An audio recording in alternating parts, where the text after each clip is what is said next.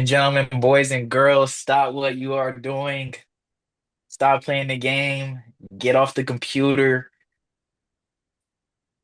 Pause the homework. Stop cooking that food.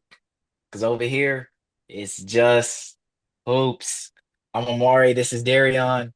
As promised, special episode for you guys today. We got Coach Wardle joining us shortly for the podcast. But before that, wanted to do our little intro. How we doing, bro? Doing, I'm doing good. Good morning. Don't really have no complaints. Excited, really. This is about to be great. So I'm just ready to get this going. Yeah, man, excited for it. Yeah, we don't want to waste much time for this intro. We know what y'all are here for. Just want to do Mari's question of the day real quick. It'll be a Mari's question of the day slash ball knowledge test. So this is for you because you did me, pause. You did one for me last week. Um, can you name the top eight guys this season? The top 8 points per game without free throws this season. Um, I know Mr. Free Throw Merchant is up there still, number one. 24.78 points per game. Number one. Jokic, Number two, 24.43. Giannis, 22.88. That's number three. Tatum, Jason Tatum, 21.85. Number six. number six. Okay, so what I need? Four, five. Okay, four You and need five. three, four. Three, four, five. No, no, no. You need four, five, seven, and eight. Four, five, seven, eight. Okay. Uh, Anthony Edwards. 22.3. Number four. Okay. Trying to who Can you is go perfect? Can you go perfect? I'm trying to go. I'm hooping right now. You're hooping. Three Uh, left. who else was?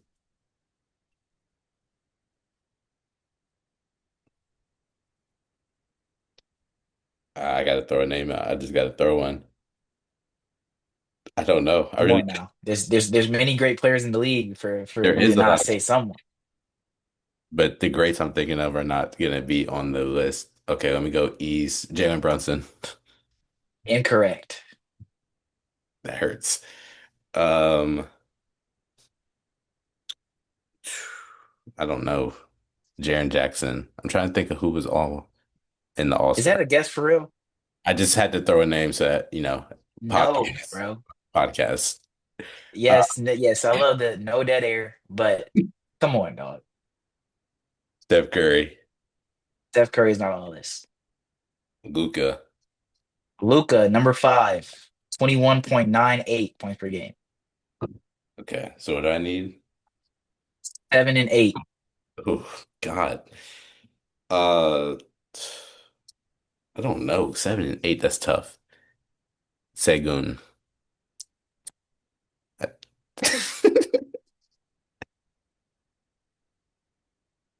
Let's be better, bro. Seven and eight. He could have been averaging 25. I mean, they were a second seed, You think Sengun was averaging 25 points per game without free throws this season? If Shea was averaging 24.78. not 25, but you know what I meant. He could have been on the list. No, he couldn't. Second seed in the West, he could have been on the list. I don't think Sengun's points per game this season with free throws makes this list. No, I mean, I don't like him or watch him play. I just figured. Um, I don't know. Can I get a conference? One East, one West. That is not helpful. Doesn't help at all. But Um, wow, that was really useless. KD. Did I already guess KD? Kevin Durant, number seven, 21.78. Okay, now we go East. Eastern Conference guy. They were a playoff team. Oh, D Mitch. No. See, okay. We're a playoff team. So got the Celtics. I don't think they had anybody else who was scoring like that. Um, they're still in Milwaukee. They only had Giannis. Uh, Heat, Tyler Hero, Bam. I don't think they had enough. Who else is in the playoffs? Probably Wait, I need you to clarify what's a guess. Though now I want to guess Tyler Hero. Nah. Come on, bro. Um, who did I just have? Paula No. Franz. No. Okay, who else is in the playoffs? Who did the Celtics play? Who did the Cavs play? The Heat. Okay, what? You said every team except for this team. And once you get the team, you're gonna get the player In the playoffs? in the playoffs. First round exit? It was one of the best series of the playoffs. Oh, Cade. Wow. Cade Cunningham, number eight, I could 21.67. I completely forgot about the Pistons. That's crazy. Just throw the Pistons out the window, I guess. Yeah, my fault. My fault, Detroit Nation. But yeah, just wanted to give a quick Mars question of the day. Stick to the routine, stick to the intro and stuff. But yeah, we got Coach joining us shortly. Where you got words of wisdom now? Before Yeah, I we got it now. The moment you want to quit is exactly when you should keep going. God gives his toughest battles to his strongest soldiers. So, if you quit, you know that you're on path to do something. You got to get over that hump, get over that ledge, and then there will be some greener grass on the other side of that. Hey, I honestly don't know what you just said, but W's in the chat. Uh, yeah, y'all enjoy y'all enjoy this episode with Coach. We'll catch y'all next time. Peace. Peace. Ladies and gentlemen, as promised, we are joined here by Coach Wardle. Coach, appreciate you for hopping on here. Absolutely, fellas. Thanks for having me, man. I appreciate it. Of course. This is our first guest, so always gonna be remembered here on the pod for sure. First guest on the pod. Um, Today we got, something, not just your normal interview. We want to do a little all-time college starting five. Everybody does their own. Now once a player is taken, nobody else could take that guy. So it's kind of a draft type of thing.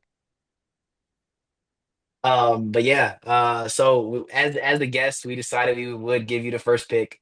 The last draft that we did, he got the first pick, so I'm gonna go second. He's gonna go third. So, But yeah, coach, start us off. What we got? all-time starting five college basketball players. Yes, college basketball. Well, I'm going to probably go with guys that I watched in person. I'm going to take Shaquille O'Neal right away.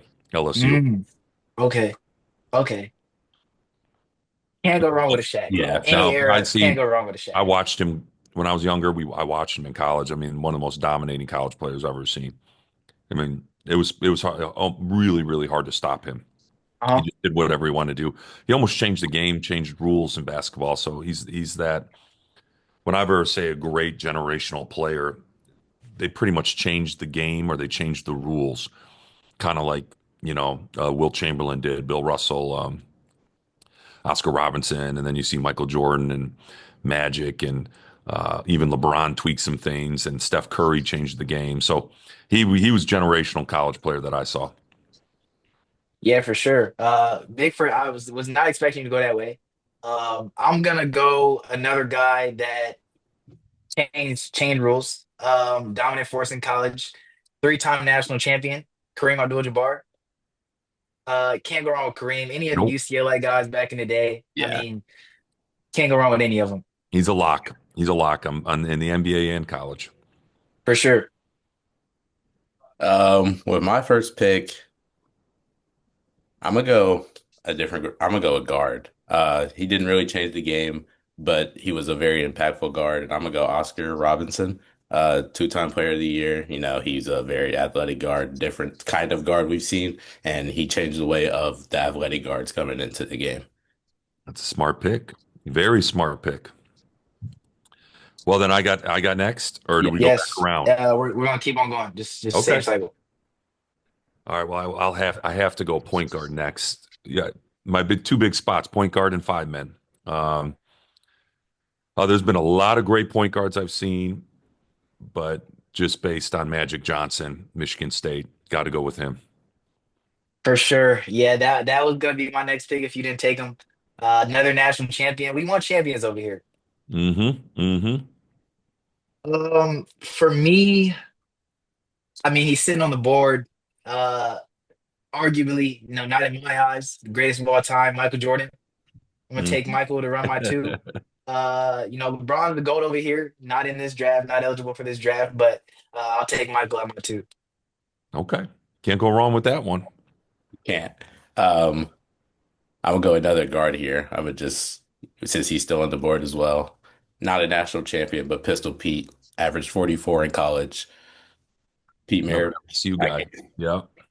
a dominant scorer at the one. I can't pass up on that. I like it. I like it. Before we hop into the third round here, are you a Jordan's the greatest, LeBron, Yeah, anyone yeah, else? yes, yes. It's generational, guys. Like I always say, like I always think if you're under 30, you're going to say LeBron Yeah, 98% of the Yeah, time. yeah, yeah, yeah. You know, if you're over 35 or 40, like me, I'm 46, you're going to say Jordan because I grew up watching Jordan. I've been able to compete against him a couple times in open gyms and play. So like it's a different aura, that guy. When you're Yeah, around him, it's a different vibe when you're around that man. And he's a killer. So in a good sense, like not obviously I'm saying yeah, that as yeah. a player, yeah. he's Right. an ultra competitor. And I've played a couple open gyms with him and I've seen that firsthand. So I get it. I get why people vote LeBron and cheer LeBron. I think LeBron's been a great player, obviously, and he's been a really good role model, I think, for young people. So it's great. But when it comes to a 7 game series, who do I want as my guy? It's a no-brainer. You want Jordan. Yeah, I think that's hard with today because I mean, like you said, you've seen Jordan play, so you've seen both Mhm. people play now, so you can really evaluate. We only see clips. I froze, but with Yeah. us only being able to see clips, we can't really evaluate his game to a full, who how we can with LeBron. So Well, in the games change so much, so it's hard. It's yeah, really hard to compare generations. It is. Um, it's almost impossible in a way, and you see it people try to do it in football, and there's very few sports where you can really do that. Maybe golf or tennis, maybe, but not team sports. It's really hard to do, especially in basketball. The game's changed so much. But yeah, I mean, if people want to say LeBron and then Jordan, fine. But I just think Jordan is the ultimate winner, and he just elevated everyone. It was either you rise up to his level, or you're not going to probably be around long. So he was kind of an old school guy, Right. way, but he won a lot. He won a lot. Put it yeah, that way.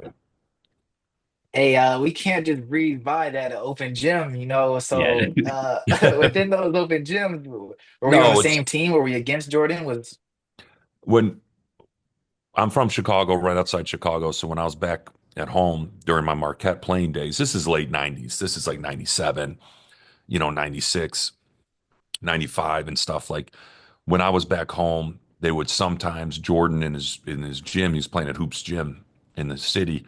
They were short guys, like if they were short pros to run 5-on-5. uh, And that's the thing. He's a hooper. Like he wants to play 5-on-5 all the time. He's not doing this trainer, you know, doing cone dribble moves for 30 minutes and all this stuff. right, He wants to hoop. And I would get a call once in a while from, my agent, whether it was right when I was done playing at Marquette or the summer before my senior year, just saying, hey, are you in town? He needs some, looking for some runs at Hoops the Gym. And when you heard that, you knew it was Jordan was looking to run. right, So right, I showed up a couple times, played. It was great. The lifeline. I mean, it was, you're playing with your hero and the guy you looked up to as a kid, and he's cutting throats out there on the court in an open gym and doesn't care. It was great. It was a great experience for me, and it was fun, and it's a lifelong memory. That's the memory you had. And back then, we had no cell phones or no pictures, no videos, but you right. still have It's a memory, ingrained. guys. Yeah, This still matters. You don't need a right, picture or to post it all the time to remember and have great feelings about that experience. But yeah, I mean, I was in there. Isaiah Thomas played that day, who I grew up loving too. Shoot, there were pros everywhere in that gym that day. I mean, Pippen wasn't there, and I love Scottie Pippen growing up, but I was a big Bulls fan. So yeah, born in Chicago, raised. My dad worked downtown in the city at a sign shop, and so I lived by the train tracks my whole life. And just to be able to get in the gym with him and run with him was a big deal for me. It was cool. yeah, man. That's awesome. Go ahead, do you got? That is awesome. I'm gonna go back to your college days when you were at Marquette. six guys we've listed so far all have been all conference in their respective conferences. You were two-time all conference USA. As a player, what goes into, getting that achievement? What's the level and step you have to take to be able to achieve that? I always try to explain to people it's sure there's God-given ability, there is, but I was you got to find that passion, you got to find that you love it. And then what I loved was improving. So like I always tell people, people love to win. I get that, but the process of improving was something that I really enjoyed, and I loved getting in the gym and working on my game. And I knew I had to work. I knew I had to outwork. So the competitiveness in me of never wanting to be outworked, that was always in the back of my mind. I was a chip on the shoulder guy, like, hey, this guy thinks he's better than me, or everyone's saying this. And back then you just had to go by papers or whatever you read in the paper. But it was always something that would drive me to get in the gym extra, to work, to work, to work, and to work on my game or get in the weight room. And so I think what helped me be really good is I would have a very consistent routine. I was a routine guy, a strict schedule, and I'd embrace the hard. Like I didn't shy away from my weaknesses. Like I worked on things I was not good at. I was not afraid to fail. But that routine, that strict schedule, the consistency of your work habits and working on things you're not good at and feeling uncomfortable, I think that was something I was embraced and loved, honestly. And I think that really helped my career go to where it went. That's good. Yeah. Yeah, that's big time. That's If like that my makes sense, fellas. But I would strongly, and that's the thing today. Like I talk to young people all the time, whether it's my kids or players, don't be afraid to fail, embrace the hard, and work on your weaknesses, and just keep working, keep working, keep working. Because if you have the right mindset and you're doing that, good things will happen to you eventually. You just don't know when. It's not going to happen on your timeline. But it will happen eventually. That sounds like Um, there's the wisdom from what? yesterday. So Yeah, I'm, he I had lost track of my team. You guys got to help me. My memory's not good. I got Shaq and I got You Magic. had, yeah, Shaq yeah, and Magic. Yeah. yeah, Am I up? Am I up? Yeah, it's yeah, it on you. was you. All right. Well, now I have to go with the Bradley Braves legend Hershey Hawkins at the two. You knew I had to come with Hershey Hawkins with Magic in the Okay. backcourt and Shaq at the five. So I had to get a bucket getter around those guys, and that's a no-brainer for me. I'm glad that you just said bucket getter because I'm gonna go get what I believe is the best scorer in NBA history. I'm gonna go get Kevin Durant. Kevin Durant's gonna come in and slide right in at the three. Wait, Um, this is college. This is college career though. Freshman year, Kevin He Durant was. He was. Him and was a Carmelo was a Anthony. Yep. dog. Yep. Yes. Yep. I'm Two of the taking best Kevin Durant freshmen. at my three. Freshman of the year that year. Did he win player? I think he won player of the year as well as a freshman. Youngest to ever win it. Was it? Yep. Yeah.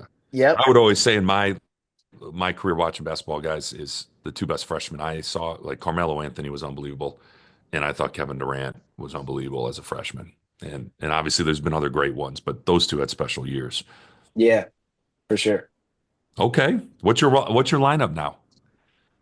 We have who did I take at the one? You took Magic. You took I took Kareem. Kareem. But Jordan at my two. Durant at the three. Kareem at the five.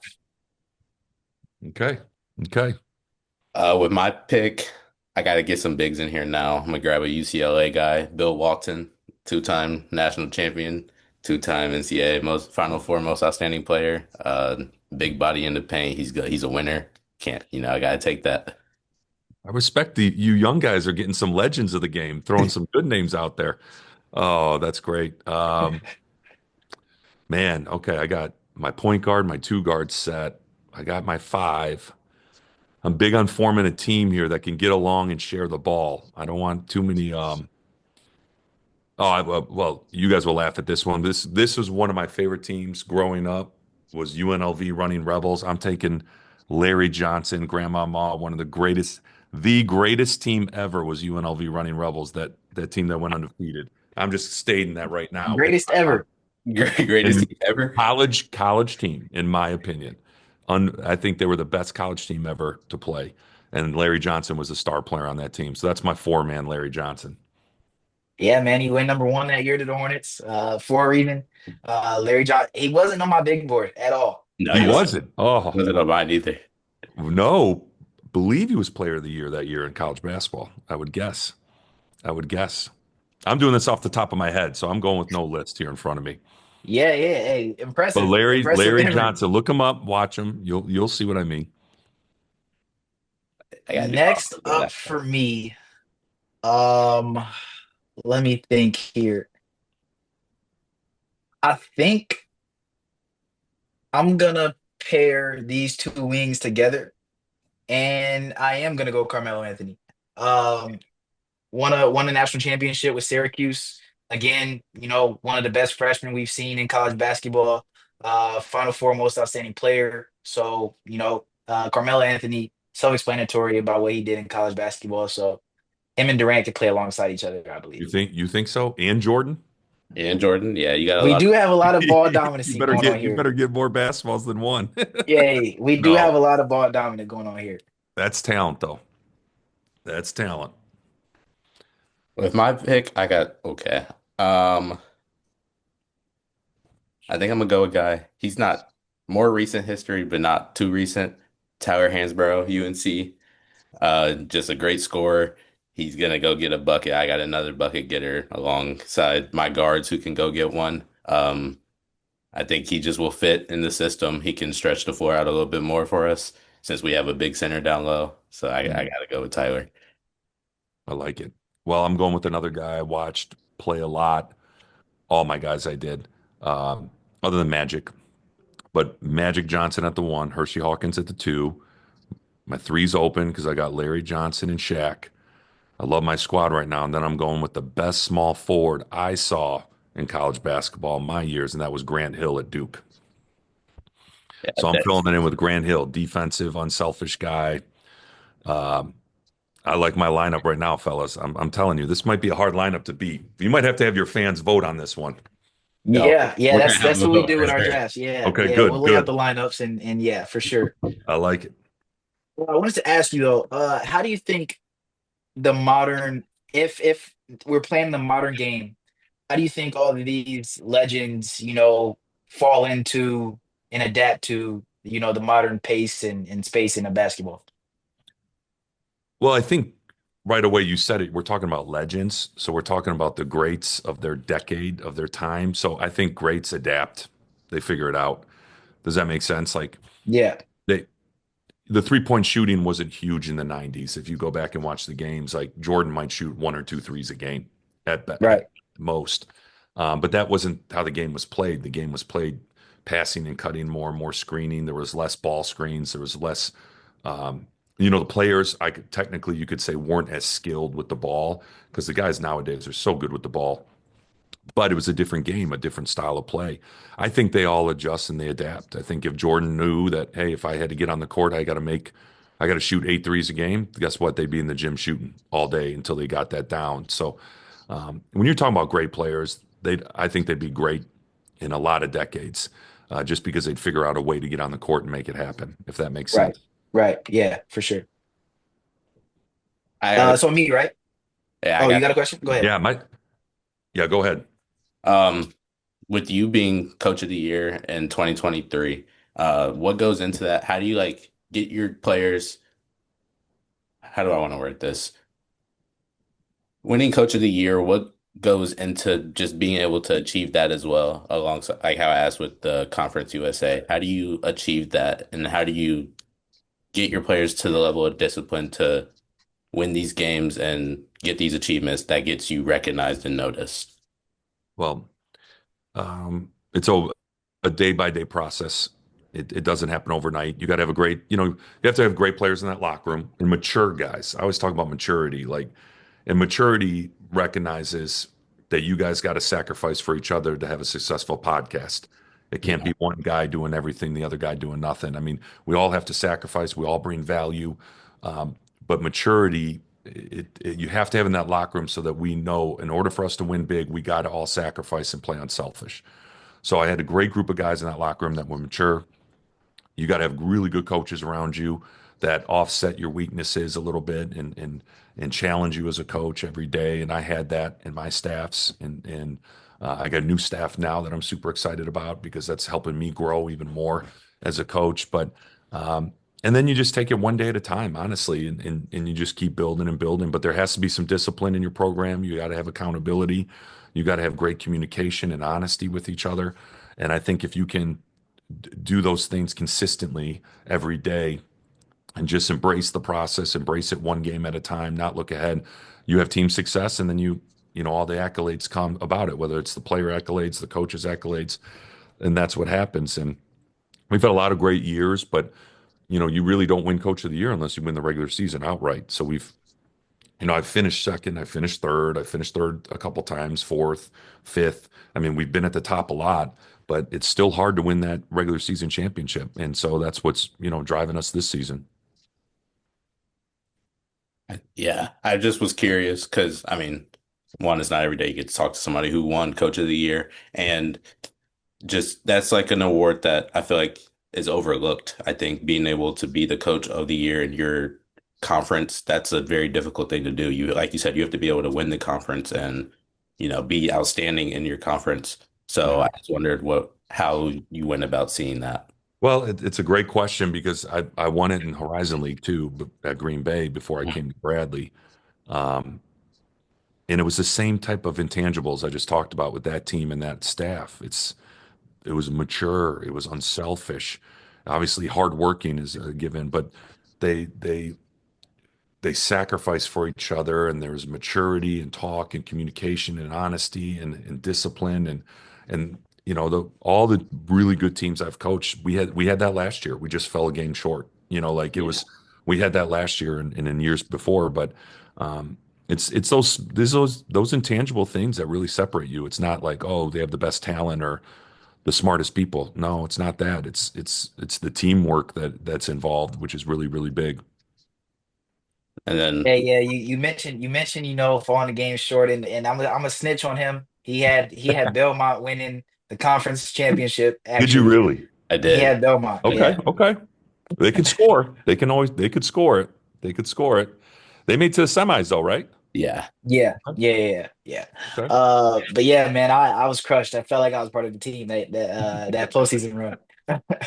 No, yeah, it was not a great second half. And honestly, looking back, I gotta find out what I gotta do better because we did not have some good second halves in the NIT either. Um, or we would be off one half and good the other half, and so the we did not play well in that second half of that game, unfortunately, and so that's what hurt us. And you got to give Sturts credit; he played a great game, played unbelievable. Right, And we just fell short a little bit on making some timely shots and making some big shots in key moments. And that's what it takes to win those tournaments is you got to make big shots in big moments. And we did not do that in the championship game. We did that in the semis. We swayed the game and opened the game up. And when we had an opportunity to do it, we could not do it though in the championship game. Uh, how much? Let me get this one real quick. How much adapting does it take year to year? I know obviously in college it's different from pros. Pro coaches can and staffs can go and really get exactly who they want, and well, it's kind of changing now because of NIL. hmm But how much adapting coaching wise do you do each year, or is it more this is how I'm going to run things, or is there an adapting to the roster that you get every year? That's a great question. You guys are asking some good ones that I normally don't get. It's both ways. Honestly, it's kind of 50-50. It's I got to adapt to the players a little bit, and honestly, the players got to adapt to the head coach a little bit. You know what I mean? Like if you Yeah, think you're going to go and work for your boss one day and they're going to adapt to you coming in, they might with how they teach you or how they communicate with you or how they hold you accountable. But overall, it's a two-way street. I view it, and so there's certain things I'm not adaptable on, and that's like the standards of the program and right, how right, we can and the professionalism I want every day and how we you guys will laugh, but like I want the locker room spotless, like right. clean. I'm a clean guy, especially at my place of work. We're going to respect our place of work. We are a business here. We have a beautiful facility that we should be grateful for. We're going to keep it clean all the time. And Like if you anybody that's played for me knows that. Like it's a standard of, there's certain things I don't adapt on, but there are things I will. And it's personalities, it's different types of players, it's um uh what motivates them. You gotta Yeah, buttons. You gotta find buttons to push. And sometimes it's just intensity and might have to raise your voice. Sometimes it's you just put your arm around them and you say, hey, are you here today? Are you with us? We need you. Like we need you to turn up right now. And so, right, I think with my players, I've gotten better with age and maturity and my years coaching, finding the buttons to push probably faster. Like sometimes it could take a year or two, but now with the portal and the NIL, you got to do that in the summer. That's Yeah. what yeah, summer's for. I got to figure out what motivates you two guys in 3 months and then build a relationship with you. Make sure you know that I care about you. Build trust fast by being honest with each other every day and working hard for each other every day so that we can go into the fall and start rolling. Um, because we don't, a lot of times it's speed dating. I always call the portal it's speed dating, and you don't really know each other until you get and start to go through the grind together and work together. And so that's what the summer and fall is all about.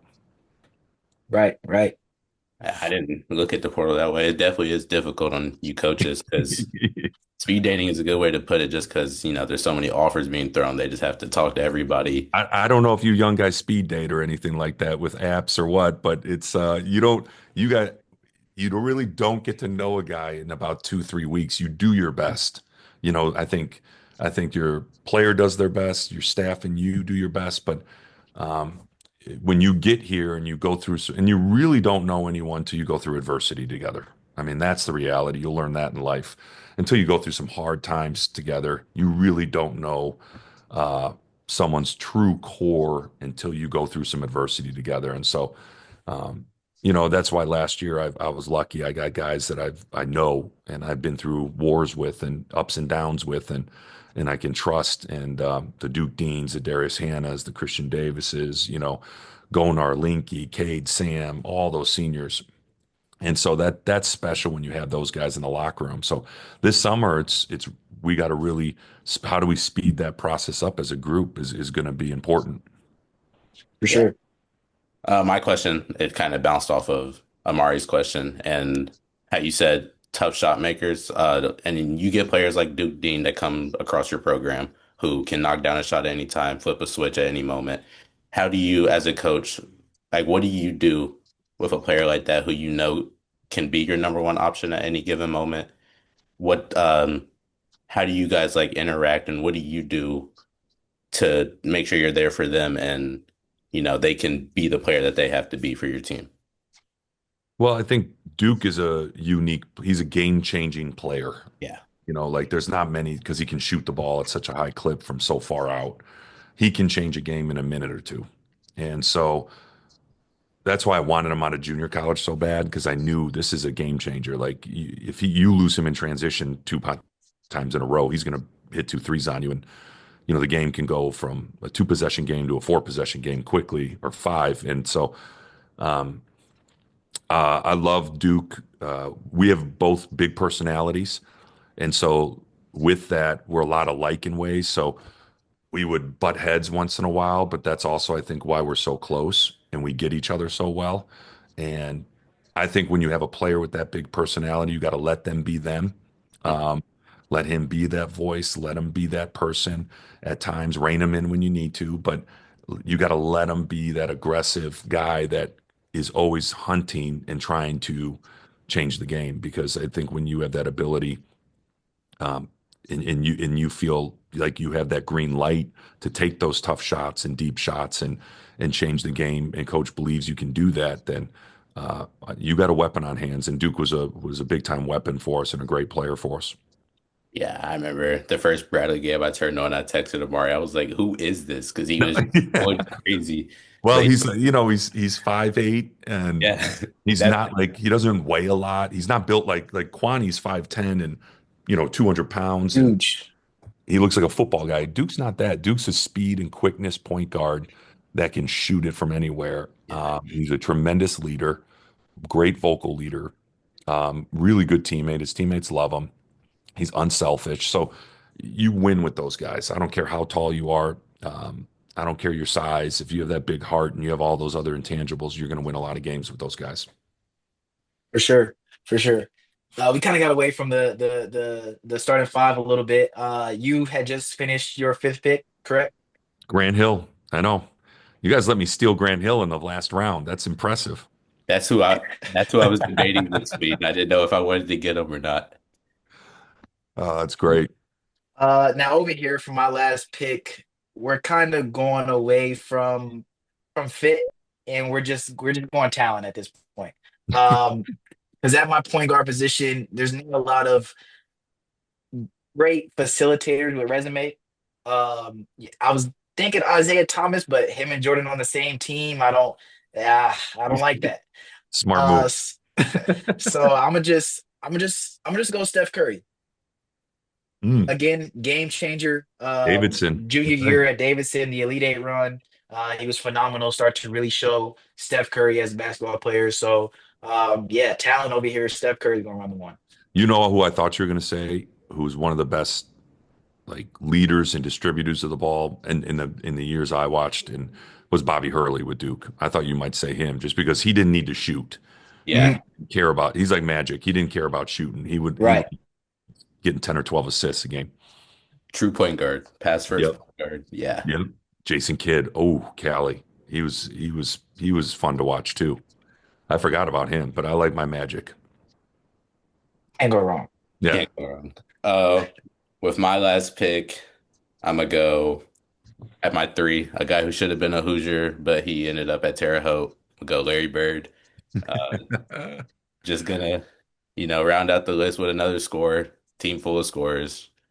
We're just gonna have to go that way. Went to a There you national go. championship, fell short, but I think with this team, he gets it done. And yeah, hurts that he wasn't at my school, but it's all right. I'm excited to see how your fans vote on this here. This is gonna be interesting. Yeah, let's go ahead. Everyone read out their five, so we can make sure the fans know for sure who everybody has. So, Coach, start us off. Magic Johnson at the one of the greatest passers of all time, winners. I had Hersey Hawkins, the Bradley Brave great scorer at the two, who was a really good NBA player too, but uh, National Player of the Year at Bradley. Scored over 3,000 points. I mean, his numbers are ridiculous. Grant Hill at the three, who could do it all.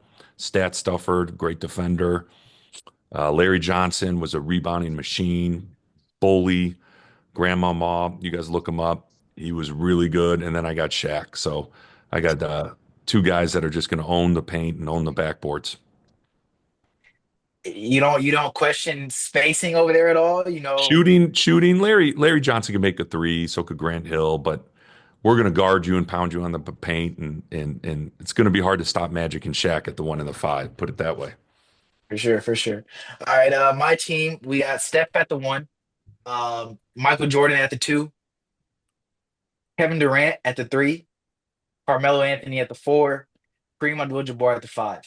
A great mix of just, new generation, older generation, a mix of generations there. Talent is off the charts for this team. Steph's gonna shoot lights out over there. MJ, everyone on the floor, uh, all-time great scorer. So buckets are not gonna be a problem over here. And yeah, we're running on offense. You're going to outscore people, that's for sure. Yeah, and my team as well gonna outscore. In my one, I got Pete Maravich at the two, Oscar Robertson, three, Larry Bird, four, Tyler Hansborough, and five, Bill Walton. We're gonna dominate on the offensive side of the ball. Defense, it happens, but offensively we're gonna score, and that's what matters. Now, I did this off the top of my head, fellas, but I'm telling you right now, the one guy that just popped in my head, Tim Duncan. I have Tim Duncan on my Yeah, I list. had That Duncan is on the that was a list. great four-man at Wake Forest. I mean, a great college player. There's a lot of them that we're forgetting about. Stephon Yeah. Marbury, Chris Mullen. I mean, I'm now a lot of names are popping in my head, but it'll be. I'm interested to see whose team wins this vote. You guys got to keep me posted on this. Yeah, We, for sure, for sure. I think it's If good. you were Go one more ahead. time, go ahead. Go ahead. If say you were coaching your team, this will be my last question. If you were coaching your team, how do you coach a group of guys that are so great? Well, first acknowledge their greatness. Tell them, hey, you guys have all accomplished this, this, and this, and this. All of you have had unbelievable individual accolades and great accomplishments. But if this group wants to beat Steph Curry and Jordan and in your roster, we're gonna all. It's like what I said earlier, guys. We're gonna all have to sacrifice some things to beat them, and and that always starts on the defensive end. I think if you defend and rebound and compete at a very high level, you're going to give yourself a chance. So against both your teams, what I would try to do is I would grind you guys out a little bit more. I wouldn't try to get up and down. I would become real physical, get you in the half court, and then probably pound in the paint to my two bigs for a little bit before I let the guards go. So it's just getting them to all buy into their role and understanding this is what we need to do to be successful. And that means you sacrificing this so this person can do what they do really well. And then we're going to get you the ball and help you do what you do really well. And just a lot of communication and honesty. Honestly, you don't ever BS your players. I think you young people know, you deal with social media every day. You deal with manipulation all the time and fake and phony. And I think I would say one of my strengths as a coach is I'm real and I am who I am every day, and my players know that, and I think that helps. For sure. Yeah. My last question. It's probably one you hear a lot. Finally giving you a common question, but what should we expect from the Bradley Braves coming into this next season? We're talented. I don't know yet. I don't. I think we could be a very good defense and rebounding team, better than this past year. Like this past year, we won 28 games, but Mhm. we were an offensive team that really could shoot the ball and spread you out and shoot it. I don't think we're going to be that good of a three-point shooting team this year. I hope I'm wrong because we're going to live in the gym all summer and fall and improve. But I think we could be a really effective defensive team that can get out in transition, share the ball, have a lot of different guys that could score. Um, Versatility is there. We can play bigs like all my teams. I like having that versatility, but I think we could be a very, very good defensive rebounding team like my 2019, 2020 teams that won Arch Madness. A very good rebounding, physical team in the paint, get to the foul line a lot, be good enough that you got to honor us on the 3-point line, but that's probably not going to be our bread and butter. Yeah. I know you value rebounding and defense, so I'm excited to see how that comes into the next season. I do because I just know it can keep you in games Yeah. and no matter what I know and I don't undervalue offense, so like if people say, well, I'm a defensive minded coach, I would argue that I think I'm 50-50. Hmm. I value both very much. I can coach the offense or the defense, but I just know your defense has to outlast your offense, especially late February and March when Right. your legs are tired, when teams are fatigued and you get more in a half court game. That's just how it happens because you've played so many games so fast that it has to outlast your offense. And so I think you have to focus on both. I don't think you can be one-sided, but you better have that competitive spirit behind you to go on the defensive end and really want to get stops, I think, to win big. Yeah, man. That's all the questions I had. I know you said that was your last question. Hey, can't wait to see games this upcoming season. I'll be there. All the home games. It's a shame more students don't come out to games. It's weird. With basketball being the sport at Bradley, it's weird to see not a lot of students at games. But hey, I'll be there. Well, I appreciate you guys coming, and I appreciate this. It was fun. It's something different for me. But with the students, it's a nationwide problem over the last 5 to 10 years. College student attendance is dropping, even in football. Mm. Um, so cell phones, your surround sound in your rooms. I just don't know if people understand the live experience that they get on coming out. I would say a lot more kids get out of your rooms, come out and experience some things, bring some friends. Because when our students are there, it ignites us. It brings another level of energy to the arena, and it's a lot of fun. And we've had some great crowds with students, but we definitely going to need them next year because this team's going to be exciting to watch. This is going to be a really fun team to watch. I can guarantee you that. Hey, yeah, we'll make sure we put it out there for the people. I Yeah. appreciate you too, man. Thank you. Or Hey, appreciate you for hopping on it once again. Absolutely, guys. Anytime. Best of luck. Thank you. thank you. Thank you.